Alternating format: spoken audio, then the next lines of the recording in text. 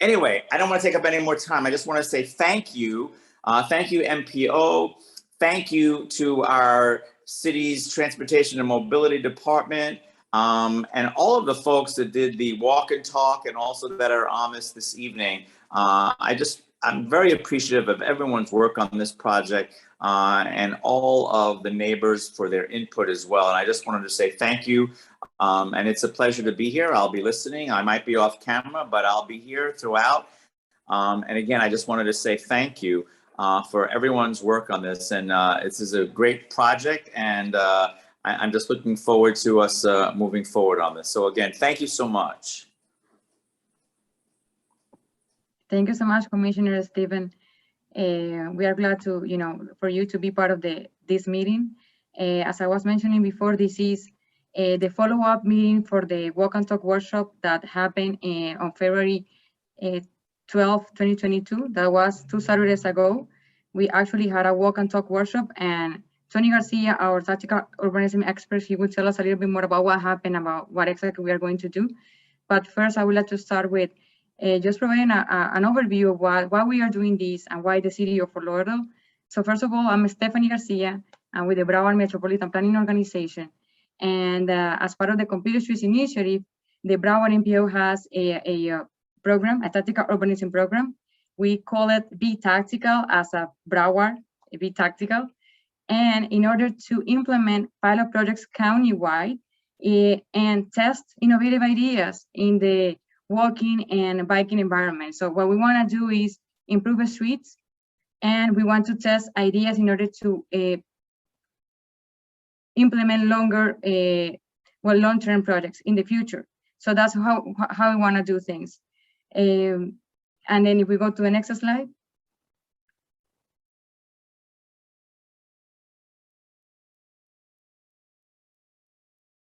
Thank you. Thank you so much. So this was part of the Bicycle and Safety Pedestrian Action Plan. And what we wanted to do was prioritizing the projects in Broward County in order to implement pilot projects. And how we do it was, first, we identify the high injury network. The high injury network is, where are the roadways in the network of Broward County where the highest collisions are accumulated. And what we did was we opened a call for projects for the municipalities in Broward County, and we got 10 submittals from different cities. And we went through an evaluation criteria in order to select the city for the second pilot project in Broward County. The first one was in the city of Deerfield Beach and actually was implemented in December of 2021. So the cities went through a criteria evaluation in order to select the second pilot. And that's why we are in the city of Fort Lauderdale, because the city actually was the city that provided a complete submission of a project. This project was Northeast 15th Avenue, is between Northeast 11th Street and Northeast 13th Street. This project is actually identifying the mobility neighborhood master plan as a need for the city of Fort Lauderdale. And what we are going to do is work with the city in order to implement this project in different phases. The city is actually already implemented a striping reconfiguration of the roadway right now. And what we're going to do in partnership with the city is come back and we're going to implement other type of improvements, temporary improvements, but the idea is to collect data from them. This roadway is in the high injury network. As you can see, it is the red lining, and it has, in the past 5 years, 328 crashes. It also has one of the things that we selected, one of the reasons why we selected this project was because also had the public support. So this project, through the neighborhood mobility master plan, the city went through community outreach and got feedback from the community in previous years. And not only that, it also has political support, and that's why Commissioner Stephen Glassman is here today, because this project has the support from the community, and the city really wants to do something to change the walking and biking environment. This is an unsafe roadway right now, and what we try to do with the pilot project is to change that, at least to test what we can do for the city to come again and make more permanent improvements. And if we go to the third slide, yeah. I will let Tony Garcia to tell us a little bit more about the project, but if you have any questions, this is the contact information of the MPO staff and city staff. Karen Warfel and Judy Erickson, they are the main point of contacts. So if you have any questions about what we are doing in Northeast 15th Avenue, please contact us. I will turn it over to Tony Garcia from Street Plans. He's actually working with the city staff and MPO staff in order to make this pilot a reality. Well, thank you, Stephanie. Happy to be here. My name is Tony Garcia. I'm an architect and urban planner here in South Florida. I'm based out of Miami, and we do this type of work, tactical urbanism, all over the country. And in fact, it's really a pleasure to be able to do this in our backyard and to be working on this project in Fort Lauderdale. Tonight, what I want to be able to convey to you all and to discuss is to set the ground for what is tactical urbanism, why do we use it as an urban planning tool and methodology, why is the city using it, and why does the MPO investing its resources in this. And then I want to talk a little bit about the 15th Avenue project in particular, and thinking about how tactical urbanism meets the ongoing work that's already happening there. And then at the end of the presentation, we'll participate in a map activity where you all will be able to give us some pointers on what you see in the ground and what we should be thinking about as we work through this project. As I said, I'm an urban planner. We do transportation planning primarily is our bread and butter. It's the reason that the firm exists is transportation planning. But I am a licensed architect, and we do all sorts of different types of planning and mobility projects. As Stephanie said, our first BTactical project was in Deerfield Beach, and here is an image of the before and after condition. We imagine something very similar in design, but not in art, in terms of the context for 15th. That would include crosswalks and curb extensions and improvements to the bike lane. To date, we've documented this work all over the world, in fact, and it's a really sort of foundational part of our firm. Well, we are bicycle pedestrian planners, that's our expertise. We do tactical urbanism in service of bicycle pedestrian planning.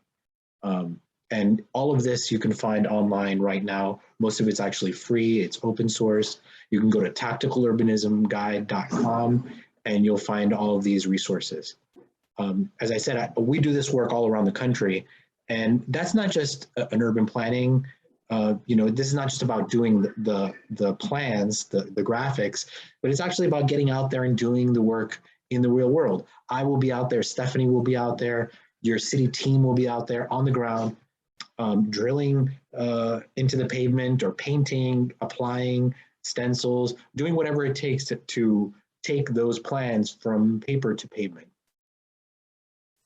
Now, most often in our work, we're doing urban planning like this, where we'll take a street like this 4-lane road with a center turn lane in St. Louis, I believe this is, and we'll propose a bike lane with, a reduction in vehicle travel lanes or on-street parking. And we're really confronted with a skeptical public oftentimes. You all have already done the hard work of removing one lane. And so our work here is actually that much easier because we can come in and say, what are the really great placemaking elements that are going to make that lane even more successful than it's already going to be. And one of the best examples of tactical urbanism in action, and the reason that we do this work is really about convincing a skeptical public that this image is a good idea. It's a good idea from a public space perspective, from a transportation perspective, and that the trade-offs involved are worthwhile, and that they're not going to result in pandemonium the way that so often our plans, end up in hyperbole and exaggeration when there's actually some sort of middle ground. One of the best examples of this in action is actually the example of Times Square, which, I don't want to go too much into detail. I think anybody who's really interested in this can look it up, look up the history of the Times Square example. But in 2009, Mayor Bloomberg put out temporary test of Times Square, of closing Times Square to cars. And that's what this image is, of a bunch of folks in plastic lawn chairs from Kmart just sitting out in the middle of the intersection. And over time, the city and the Business Improvement District and the Transportation Department made small scale improvements following that test. That was only intended to be a 3-day demonstration of what was possible. And in fact, it was so successful that following that was Memorial Day in 2009. And I actually happened to be there, which was one of the reasons why I do this work, is because I saw that and experienced it in the real world live. And I thought, this is great. I don't need a study to explain it to me. I don't need some complicated report. I know right away what it is. It's a public space, and you can measure and see the impacts live, right? So over time, improvements were made, like upgrading the chairs, doing asphalt art on the ground, that is, making a mural. At the same time, the city was commissioning an architect and landscape team to do a rendering of the final plaza, and actually designing and building the plaza in 2016. And I like to say, as part of this presentation, I say it every time, if they had started with the rendering of Times Square as a plaza, the way that we do 99% of our projects still today, we would be talking about the rendering still, instead of how pleasant and wonderful Times Square is as a pedestrian space. And that's the disruptive power of tactical urbanism in action, to go from a temporary test to a real world example, or a built example in less than 7 years, in one of the most high profile and arguably complicated public spaces in the entire world. And so when we talk about tactical urbanism, what we're talking about, the definition is, it's an approach to building communities and transportation systems that uses low cost, short-term interventions that seek a longer term change. And really, when we diagram this out, this is a great diagram because it's actually adapted from a book called The Lean Startup that talks about product design. And when we talk about product design, all of our devices go through some sort of prototyping and testing. Like you make a sort of temporary version of it, you see if it works, you see what doesn't work, more importantly, and then you build on that learning over and over. And if you do that enough times, you get to an outcome like a phone or a car or any of our products that actually works for people.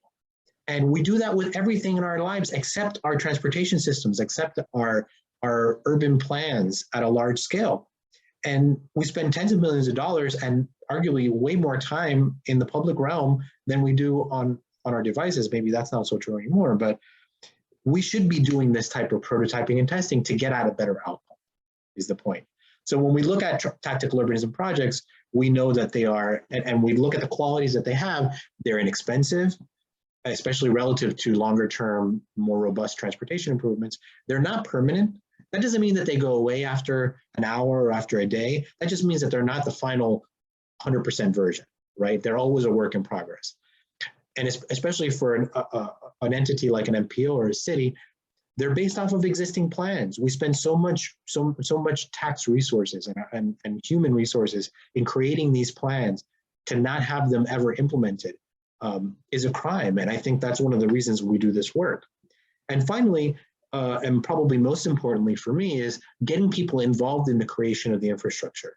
This is not a passive project or a passive process where you're expected to just look at drawings and send us an email about how you feel about them, and then we just kind of file those away and ignore them. We want to hear from you, and we adjust based off of what we hear, because you all are there, you see what's going on, and you know better than we do what your street, how your street should function, especially with real world, experience.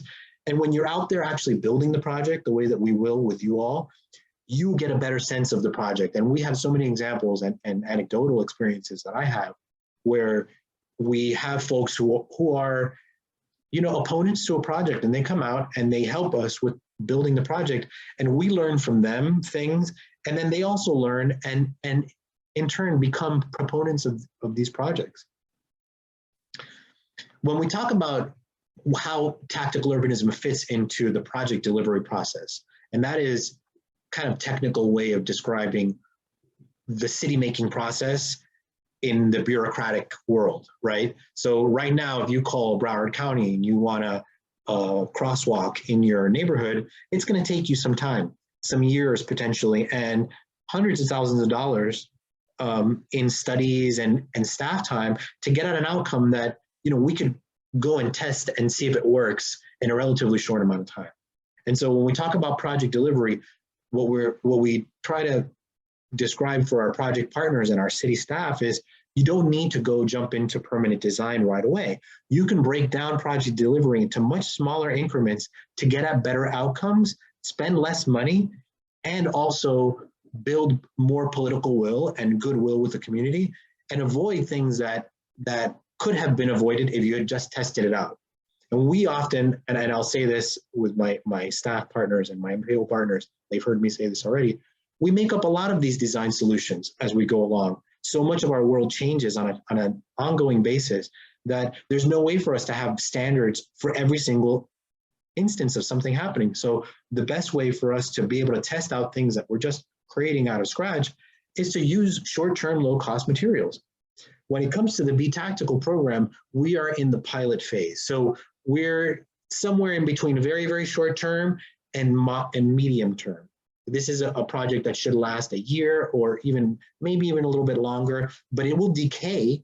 The materials aren't just going to pop off or disappear all at once, but they're going to decay faster than if it were concrete and thermoplastic. And that's expected. That's part of setting expectations with you all, the public and elected officials and city staff, is these materials are not going to last an indefinite amount of time. You have to have the idea for the next thing, the next step. So when we talk about those types of materials, what are we talking about? What does that look like? You know, there are plastic poles like these. There's asphalt art on the ground. This is not thermoplastic. It's just paint that's made to be on the roadway, but it still decays over time. It's subject to weather and other conditions. There's planters that are concrete. There's steel, and you know, other components like these wheel stops that are commonly found in parking lots. A lot of times we just think about creative ways of reusing materials from that are applied in different ways. So why we do this work? For me, the most important thing is to expedite the delivery of public benefits. We shouldn't wait. We shouldn't have to wait as the public. I count myself as a member of the public. We shouldn't have to wait for 20 years to get a bike lane. We shouldn't have to wait 20 years, 5 years for a crosswalk. These things can be done very short term at a low cost while we do longer term studies and plans for the more permanent versions of those things. That temporary nature also allows us to test things out and see what works and doesn't work. It's that iterative nature. We also, as I've said before, base these things off of master plans and involve people in the creation of the infrastructure that they're going to use. That lets us learn what's going to work and not work. Now, when it comes to this project in particular, I think Stephanie started to set the stage for this pretty well. The main focus of the intervention is going to be on 15th Avenue between 11th and 13th. Now, the city has already done the major work of reducing the travel lanes to one lane in either direction to accommodate for the bike lane and a buffer. One of the challenges with this street is that there are continuous curb cuts basically throughout the street because people are parking head in. And that's one of the design challenges that we're going to have to deal with. But one of the big improvements that we're going to be able to put in here are crosswalks at 11th and at 12th, and curb extensions, which will reduce the crossing distance. We'll also introduce new types of conflict zone markings for bike lanes. And also we're thinking about how do we physically separate bicyclists from cars so that people riding their bikes can feel more protected. People who are driving respect the bike lane and don't just drive in it, but while also still allowing for access. This is an instance where the on-the-ground condition does not conform to any standard that we can actually apply, which requires us to think on our toes and be creative about the materials that we're using and the designs that we're going to be focusing on. We know that the people are riding transit here. We know people are walking and biking here, and that there is a safety concern. I mean, over the past 5 years, there have been a number of crashes and injuries along this corridor most notably at the intersections, but you'll notice in the block between 11th and Sunrise, where you've got a center turn lane, a lot of median activity, you've got a lot of accidents happening there and a lot of crashes. And even while we were on our walk and talk, I don't have a photo of the person, but I have a photo almost of the instance when a person was crossing. You've got, 30 cars all at one intersection in between these two streets, and somebody trying to cross a street on foot mid-block, which I don't think is a problem. I think we should be encouraging people to walk more, but the problem is that there are all these conflicts happening, and the data shows that crashes and injuries are happening. So your existing condition here is one where, where you previously had four lanes and a center turn lane. And you've got connectivity to local schools, and an analysis that showed that there was significant pedestrian and bicycle activity. And when we think about the types of projects that are relevant here, and I already mentioned some of them, we're thinking about sidewalk extensions or murals in the curb extension areas. We're thinking about improvements to the bike lanes, both the bike lane and also crossings, and just crosswalks. So here's a basic diagram of how that's all playing out right now. You'll notice the cross bike markings here in green. That's going to be done by our team. You'll notice the green back bike lane markings. That's also going to be done by our team. The sort of salmon colored here, that's a curb extension. That's going to be where we have some form of asphalt art. And this is just a placeholder. We don't know what that's going to look like yet. And one of the things that I'm going to prompt you for tonight is to go to our online survey to start to give us inspiration for what we should be designing. At our next meeting, we'll talk about some options for the art. And then we're also looking at what can be done in the median and how we can use planters and these little round things, which are delineators, to protect those areas and to keep people from driving in the bike lane and in the crosswalk area. So just a little bit about nomenclature here. When we talk about curb extensions, what we're talking about is a space at the intersection where cars are really not supposed to drive, and where we can reclaim some space from the automobile and give it over to pedestrians and slow people down as they make those turns. Our suburban condition is designed with very wide curb radii, and that's really not great for the pedestrian experience. It makes the intersections very wide, makes it easier to make turns at higher speeds. And if we can reclaim some of that space after looking at truck turning movements, which is really how a lot of these intersections are designed, we'll design for a minimum large-scale truck while still trying to reclaim a lot of that space. And you can see here from this example in Deerfield Beach that we were really able to reduce the crossing distance by a significant percentage as a pedestrian. So instead of having to cross from here, if you can queue from over here and cross, you've reduced it by a quarter, if not more, and that's significant for a person crossing the street. When it comes to bicycle improvements, we can talk about protection, physical protection, not just paint. Paint does not protect. The green is great for visibility in terms of cars knowing that there's a bike lane there, but we want to have some physical barrier in the form of delineators or bollards. That's what these plastic sticks are. They come in a variety of different styles and materials. Some of them are longer, some of them are more vertical, some are more horizontal. And so we might have one type at the intersection that are vertical for visibility.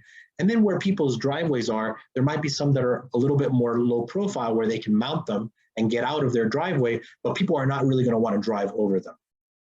There's also crosswalks for the bike lane. One of the major conflict points for pedestrians as they cross the street, if we do our job correctly and there's going to be an increase in people biking, is going to be a conflict between people biking and walking. We need to make sure that bicyclists yield to pedestrians and make sure that pedestrians are paying attention to those crossing points. Another component of bike lane improvements that we want to include here are called bike boxes, specifically at the intersection of 13th, where we want to be able to make sure that bicyclists can turn to the left. A bike box just gives bicyclists a chance to hop in front of the car queue lane and make that left turn in front of cars. So the improvements that we're making versus the improvements that the city's already making. The city has committed to striping the bike lane and a buffer area. And what we're doing is improving that buffer area with paint or delineators or planters or a combination of those, and also the median and crosswalks. And that's what we're bringing to the table. So we will get into these a little bit more. I think I want to kind of get into the mapping in a moment, but where we are right now is, as recently as this afternoon, we were just discussing what is the balance of green paint and delineation, the physical delineation that will make people respect the bike lane as motorists so that they don't drive in the bike lane. Because right now, what you all might see on the road is that the bike lane's been dashed, and that doesn't really give people driving the sense that this is a bike lane that they need to respect. And the project is not fully striped yet, at least the first phase, the phase that the city's doing. So we have a chance to kind of edit that. And what we proposed is to have the line between the car lane and the buffer and the bike lane to be solid. And then that will differentiate, we hope, start to differentiate to cars, what is car space versus bike space. And then what we will do is add more abundant markings for bicyclists that have green backed, and then also add in some physical delineation. We're also thinking about an option that has some solid color that might further strengthen that physical sort of visual cue to motorists that this is not space that they're supposed to drive. One of the limitations and the factors that we use to design our projects is the budget. And for this budget, our work, everything that you see in the plans, we're going to be able to do it for $30,000.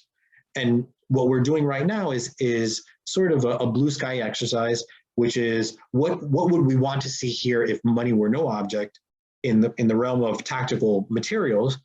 And then as we're speaking right now, this week, what we're doing is we're looking at what we've designed and what the public has told us are their priorities, and then starting to rain that down and say, well, is it really more important for us to have a consistent visual cue or a consistent physical cue?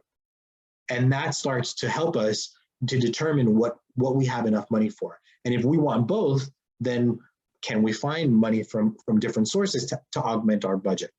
But this is a really great exercise in prioritizing what works and what we can afford for this amount of money. And that's it. There's not that much elasticity when it comes to this budget. So next steps. We are in the design development phase. We're nearing the end of the design development phase where we've done our initial outreach. We've done our initial data collection and documentation, our initial site plan creation, and also are in the middle of the survey, the pre-survey period. We're going to kick off in a few weeks in March and April. We'll get into solidifying the plans, doing our development of whatever the asphalt art might be. And then we'll do a set of detailed plans that explain how we're going to get the project done and who's doing what. So that when you all come back to us in April, we're going to have a plan that says, Stephanie will be at the intersection of 11th and she's in charge of, X curb extension. And we have a really detailed methodology for how that happens so that over the course of 3 to 5 days, we get this whole project done. So you'll go out there on a Tuesday and see nothing but what's out there right now, which are the bike lanes. And then by Saturday, when we have our celebratory event, it'll all be done. There's going to be art and crosswalks and planters, and that's part of the whole thing, is getting it all done in a very short amount of time. Our target execution date range is in May, early May. So we're looking at, I think, the week of the 11th right now. We want to avoid Labor Day or Memorial Day in May. So at the end of May, things kind of get complicated. So that's the target date.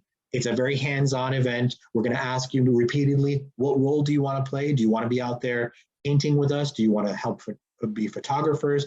This is a process that is not one where you all just stay and in your homes and you don't participate. we expect participation from the commissioners, from city staff, and from the public.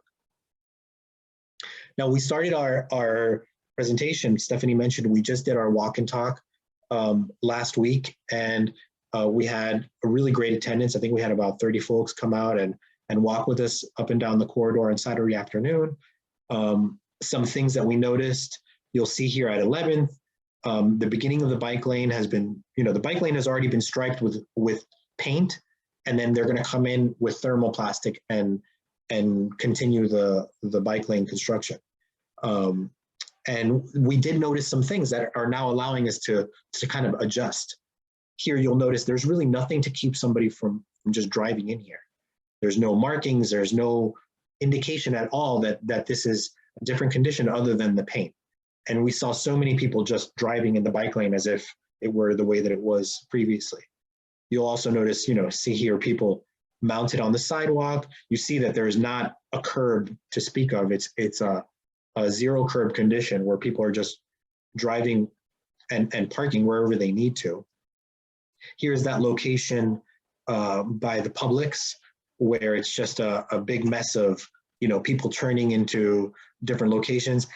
And we were asked to do some designs for that. I'm not sure we have a great solution, and if our $30,000 budget is better spent on that, trying to solve for that, or on some of the other components. Here you see our groups. I know I have some photos here without anybody in them, but we did have large groups walking with us. And also we had a mapping exercise that is very similar to what we're going to work on with you in a moment. So next steps here in terms of the asphalt art. We're going to distribute, and I'll give you the QR code in a second, a link to a survey. And the way that we design asphalt art is that we'll ask you all for your inspiration. We want to know from you in terms of visual preference. Are you more interested in something that's geometric, or something that's representational, or organic, abstract?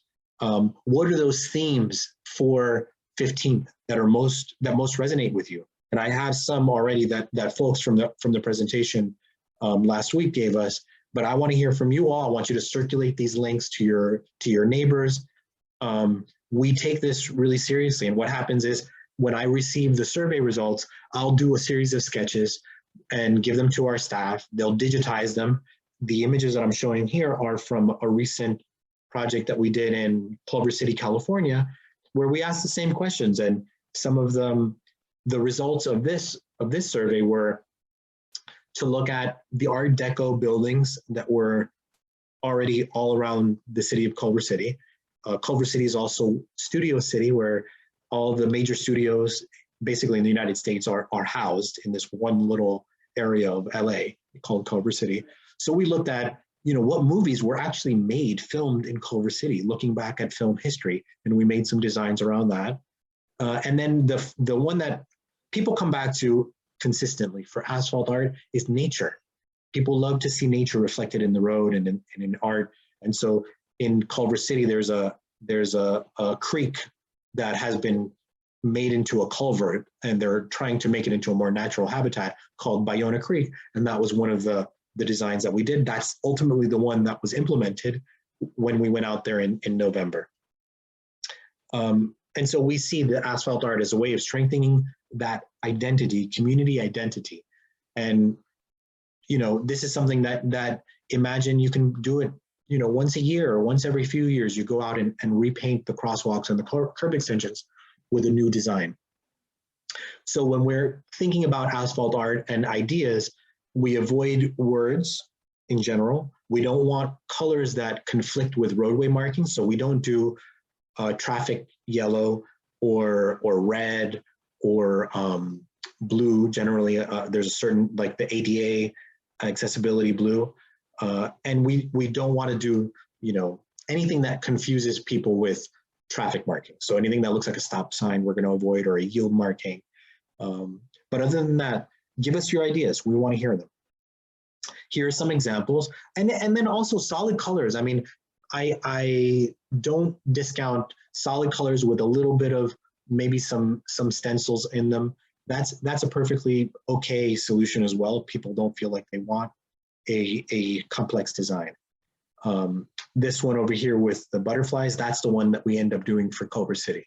And it's probably one of my favorite designs that we've ever done. Here are some others, some done by us, some done by other artists. I'm proud of, you know, all of these actually. So here's that link. This is the link to the QR code. I think, Irene, if you can also please put into the Q&A or the chat the link to the survey, the text link. So that'll be in the chat for folks to be able to grab. Okay, next what we're gonna do is we're gonna go into what's called the Jamboard. And this is a screenshot of my desktop. You can see I have 30 different tabs open, but we're gonna go into a Jamboard, which is a map that we can all share and comment on.